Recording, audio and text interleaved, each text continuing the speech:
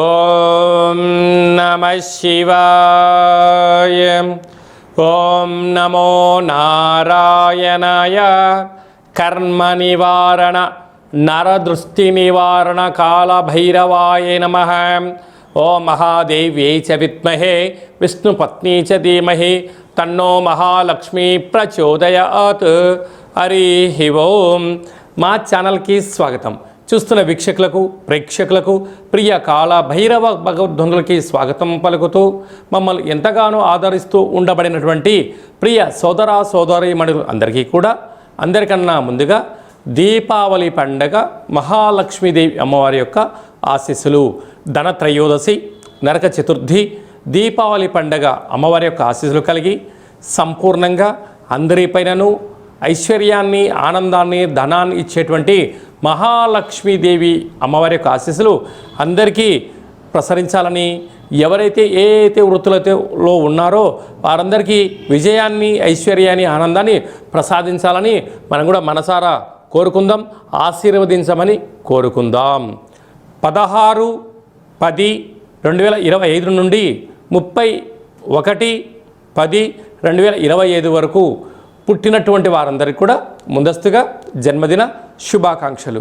గతంలో వివాహం చేసుకున్న వారికి వివాహ వార్షికోత్సవ శుభాకాంక్షలు. ద్వాదశ రాశుల్లో గ్రహ గమనాలు ఒకసారి వీక్షింపచేద్దాం. మిథున రాశిలో దేవగురు బృహస్పతి సంచార స్థితి, సింహరాశిలో కేతు సంచార స్థితి, కన్యరాశిలో శుక్ర సంచార స్థితి, తులారాశిలో త్రిగ్రహ సంచార స్థితి, రవి, కుజుడు మరియు బుధ సంచార స్థితితో బుధాదిత్య రాజయోగంతో తులారాశిలో సంచార స్థితి, కుంభరాశిలో రాహు సంచార స్థితి, మీనరాశిలో శని భగవానుడి యొక్క సంచార స్థితితో ద్వాదశ రాశుల్లో గ్రహ గమనాలు ఈ విధంగా ఉన్నాయి.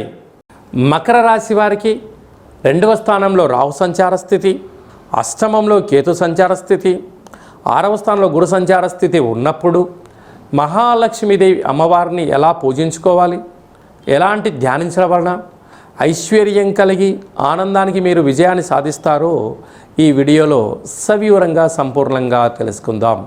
మకర రాశిలో ఏ నక్షత్రాలు వస్తాయనగా ఉత్తరాషాఢ నక్షత్రంలోని 2, 3, 4 పాదాలు, శ్రవణ నక్షత్రంలో 4 పాదాలు, ధనిష్ఠా నక్షత్రంలోని 1, 2 పాదములు కలిపితే మకర రాశి. రాశాధిపతి శని భగవానుడు. 2వ స్థానంలో రాహు ఉండడం వలన ధనాన్ని సంపాదించే దానికన్నా ఖర్చులు అధికంగా పెడుతూ ఉంటారు. ధీమా ఎక్కువ ఉంటుంది.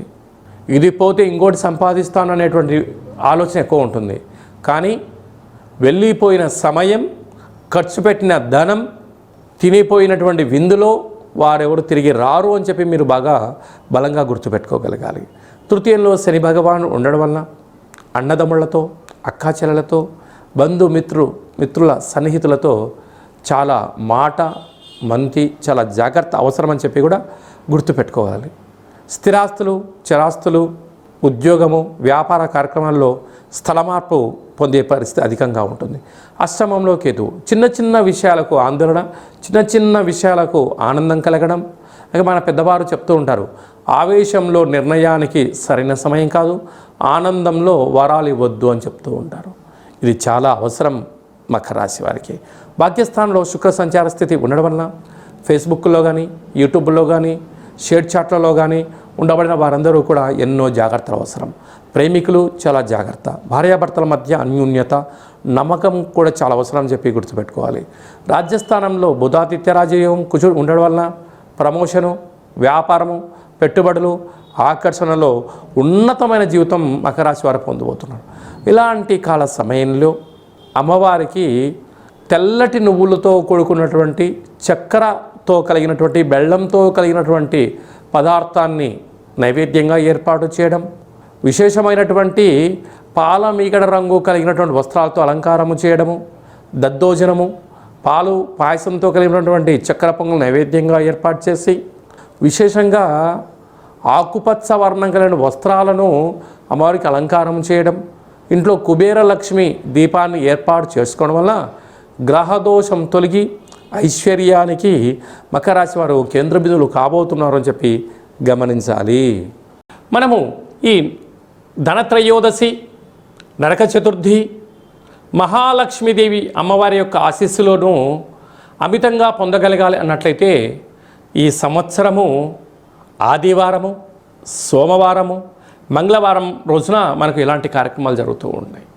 కనుక మంగళవారం రోజున దీపావళి అమావాస్య అయింది కనుక అమ్మవారి యొక్క ఆశీస్సులు మనందరిపైన ఉండగలగాలి అన్నట్లయితే ఈ యొక్క వృక్షదేవతను మహాలక్ష్మీదేవి అమ్మవారి యొక్క కల్పవృక్షము అంటారు.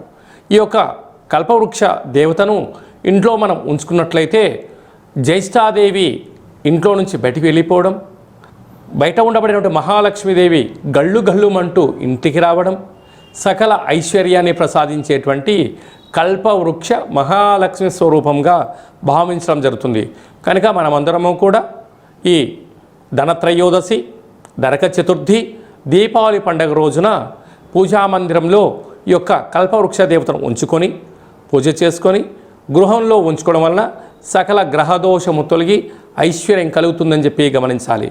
ఈ వరాలిచ్చేటువంటి వరలక్ష్మి అమ్మవారి యొక్క స్వరూపమైనటువంటి కల్పవృక్ష దేవతను ఇంట్లో ఉంచుకుందాం, ఐశ్వర్యానికి స్వాగతం పలుకుదాం.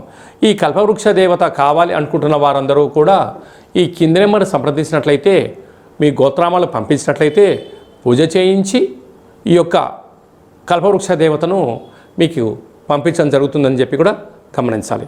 ఆసక్తి గలవారు ఈ కింది నెంబర్ను సంప్రదించగలరు. అలాగే మీ వ్యక్తిగత జాతకం తెలుసుకోవాలనుకుంటున్నారా? మీ పేరు, డేటు, నెల, సంవత్సరం, పుట్టిన సమయాన్ని వ్రాసి మీరు పంపించగలిగినట్లయితే 100 సంవత్సరాల జాతకాన్ని సవివరంగా సంపూర్ణంగా వ్రాసి పంపించి మీరు పుట్టినప్పుడు గ్రహ గమనాలు ఎలా ఉన్నాయి, ప్రస్తుతం ఎలా ఉంటున్నాయి, భవిష్యత్తులో ఎలా ఉండబోతున్నాయో సవివరంగా సంపూర్ణంగా తెలియజేయడం జరుగుతుంది. చాలామందికి పుట్టినటువంటి కాల సమయంలో డేటా ఆఫ్ బర్త్లో లేనటువంటి కారణం వలన మీ పేరు యొక్క మొదటి అక్షరాన్ని అనుసరిస్తూ రాశిని స్థితిగతులను తెలియచేస్తూ రమణ శాస్త్రం ద్వారా అనగా గవళ ద్వారా కాళభైరవ ఉపాసన చేత భూత, భవిష్యత్, వర్తమానాన్ని తెలియజేయడం జరుగుతుంది. కనుక జాతకాన్ని తెలుసుకుందాం, జీవితంలో రాబోయే అదృష్టాన్ని ముందే తెలుసుకుందాం, అవరోధాలని అధిగమించే ప్రయత్నం చేద్దాము అనేటువంటిది చిన్న విన్నపం.